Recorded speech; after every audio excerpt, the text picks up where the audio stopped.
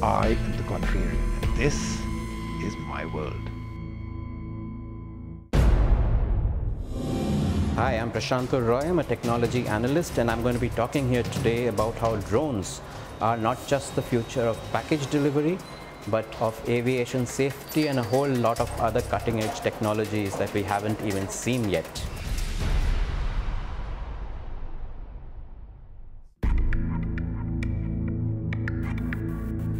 You click the button to buy, and 30 minutes or less, there's a drone that has flown into your house or around, maybe a landing pad for a drone which you've painted on your roof, and whatever you've bought has been delivered. That is exactly the imagination that I want you to have. But that's not imagination. We've been told it's about to come true. With me, of course, is a person who wants those deliveries to happen. So, Pikyar, you're actually saying something like this is possible and will happen. It's not hype and buzz created by companies to make headlines. So I'm giving you a minute and a half. Do you think it'll happen? So let's start with maybe 6 years ago, if you were told that in the future, all battles are going to be fought by pilotless aircraft, and you asked how many believed that, you'd probably, if not zero, you might have had, maybe 5% or something like that.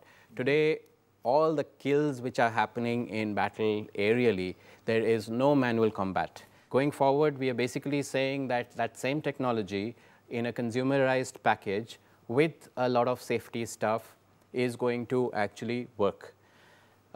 If you go back even 3 or 4 years ago, and you said that, hey, you could probably fly some of these around and take your own videos and pictures, again, would be very difficult to believe.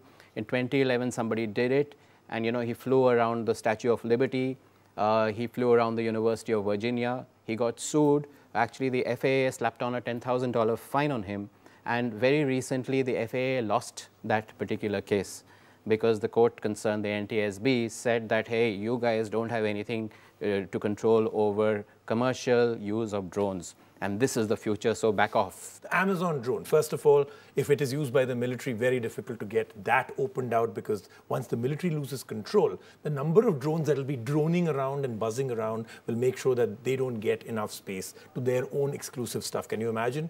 They launch a drone to maybe bomb 1,000 people, right? And it collides with an Amazon drone on its way to deliver you toothpaste. May not be a good idea for the military to let that happen. Number one. Number two, anti-collision technology isn't that great right now. So if you have open air spaces, yeah, the military can use them. Number three, which I find to be the biggest problem, is security. The first time a drone will knock out a person, or an inquisitive dog that jumped towards those amazing metal blades, the kind of problems those companies will go into is going to be phenomenal. I mean, imagine if your dog or cat died because you ordered toothpaste from Amazon. I mean, not a very good thing. And the company will get sued big time, right?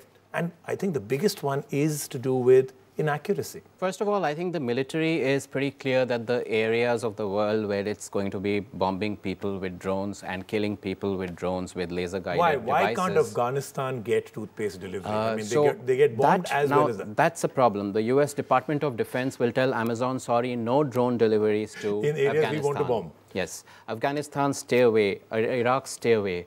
But the domestic United States, which is under Homeland Security, the US is so far not using the drones to kill people. They are using a little bit of surveillance there on that. Not a little bit, yeah. I mean, pretty much a lot. A lot of surveillance there. Right. So I suspect that intersection is not going to happen. Let's talk about drone as the technology itself. So what do you think is the battery life for a drone that can actually pick up, let's say, up to about 4 to 5 kgs of product? Currently, the stuff you get in the shelves here, you get this Parrot, you get quadrocopters, about which 7 to 8 typically minutes? No, 30 minutes on a full charge. Not really. The Parrot is about 8 to 10 minutes for sure. So this latest version does about 30 minutes. And so you will obviously not ship it out with a 30-minute battery life.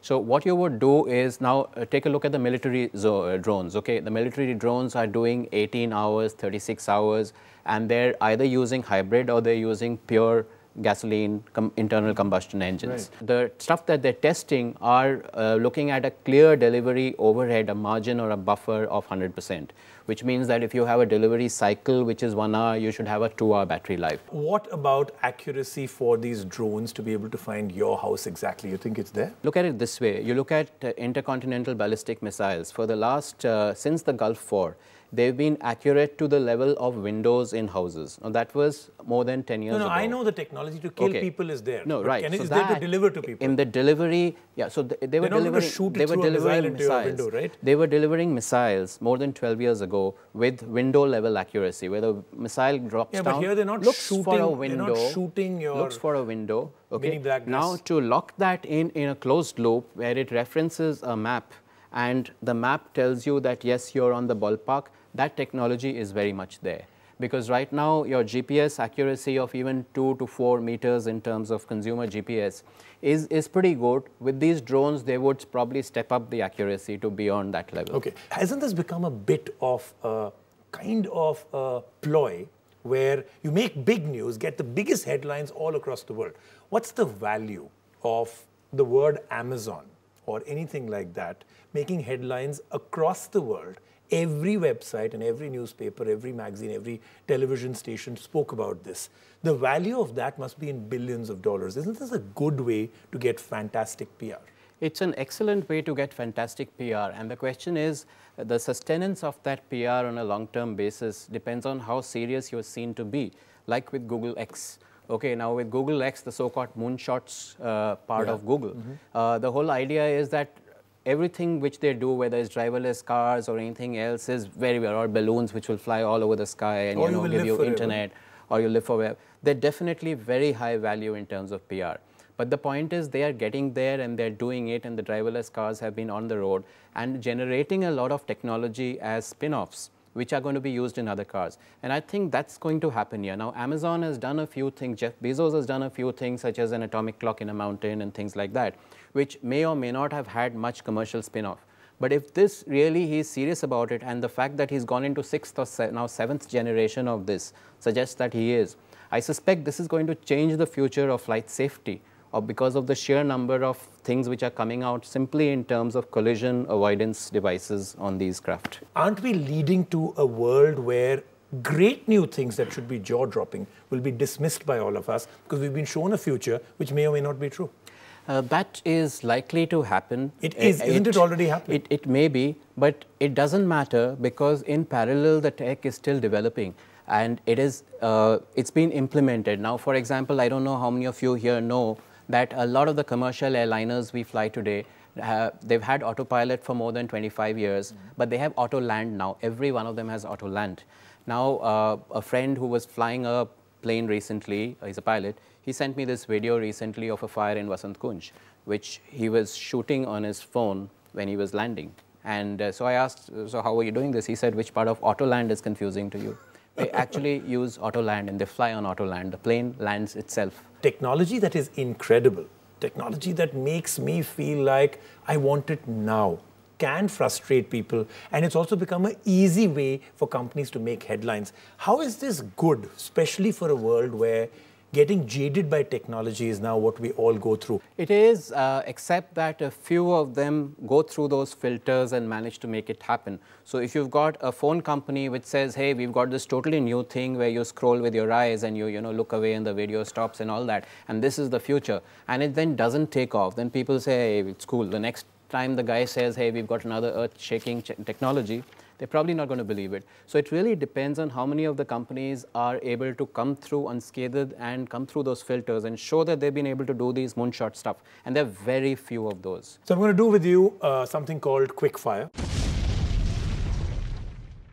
One thing in the last few years that was promised, maybe 5 or 6 years back, that was amazing and got delivered, actually excited you. The military drones? A technology that you think right now is being bandied around, but you know there is no chance for it to really work. Well, at a larger scale, stuff like the moon trips and the Mars trips. Last question. A technology that has not been announced, but you wish somebody would announce it and make it happen. Simply ultra high speed battery charging that lasts for days and days and days across all our mobile devices and electric cars. I see a future in which 100 of these projects fail, and then everybody, including investors, do not even believe those people that have great technology around, and they can implement it, but there'll be people who will be very skeptical, who have burnt their fingers. Okay, so I don't see that future, because that's the present with, let's say, apps. Almost all of them fail, yet there are investors who are pouring their money into apps. So it seems your 30-minute delivery will happen in 29 minutes or less, but that's what we're being told by Mr. Roy.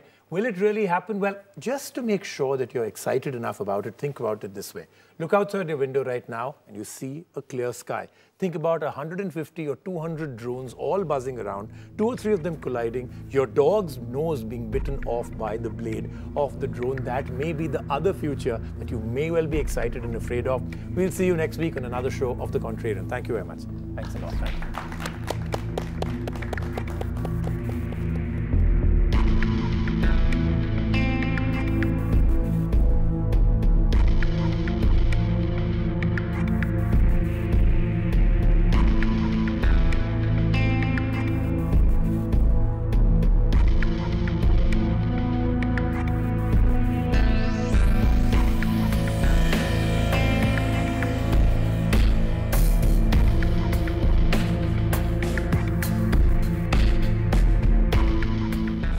I am the contrarian, and this is my world.